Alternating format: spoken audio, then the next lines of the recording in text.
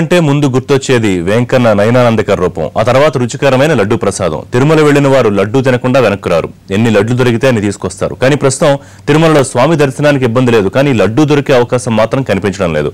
లారీల సమ్మె ఎఫెక్ట్ స్వామి ప్రసాదంపై పడింది. లారీల సమ్మె కారణంగా ముడి సరుకుల సరఫరాకు ఇబ్బందులు మొదలయ్యాయి. దీంతో లడ్డు తయారీకి ఇబ్బందులు ఎదురయ్యేలా కనిపిస్తోంది. సమ్మెలాగే కొనసాగితే భక్తులు ఎంతో ఇష్టమైన లడ్డు ప్రసాదం లేకుండానే వెనుదిరగాల్సి ఉంటుంది.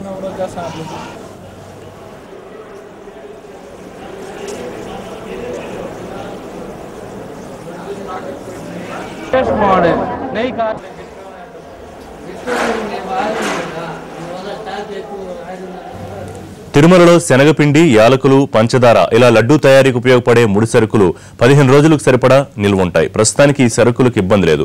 మరో వారం రోజులకు సరిపడా నిల్వలున్నాయి. అయితే ఇబ్బంది మాత్రం నెయ్యి దగ్గరే వచ్చింది.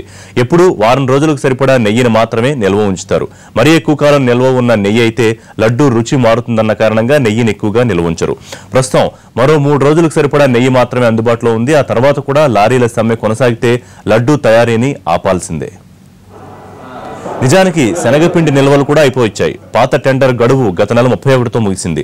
ఈలోపే సమ్మె మొదలవడంతో కొత్త కాంట్రాక్టర్ శనగపిండిని సరఫరా చేయలేకపోయారు. దీంతో పాత కాంట్రాక్టర్ నుంచే కొనుగోలు చేసింది టీటీడీ. అయితే నెయ్యిని సమకూర్చుకోవడం మాత్రం కష్టమవుతోంది. లడ్డూ తయారీకి టీటీడీ రోజుకు 10,000 లీటర్ల నెయ్యి ఉపయోగిస్తుంది. బయట మార్కెట్లో అంత నెయ్యి కొనడం కష్టం. రేటును పక్కన పెడితే అంత మొత్తం దొరికే అవకాశాలు లేవు. ప్రస్తుతానికి 3 రోజుల పాటు లడ్డూల తయారీకి ఇబ్బందులు ఉండవని అధికారులు చెబుతున్నారు. మధ్యాహ్నం లారీ సంఘాలతో ఏపీ ప్రభుత్వం చర్చలు జరుపుతోంది. అవి ఫలిస్తే ఇబ్బందులు ఉండకపోవచ్చు. ఒకవేళ చర్చలు విఫలమైతే మాత్రం భక్తులు లడ్డూ లేకుండానే తిరుమల నుంచి నిరాశతో వెనుదిరగాల్సి ఉంటుంది.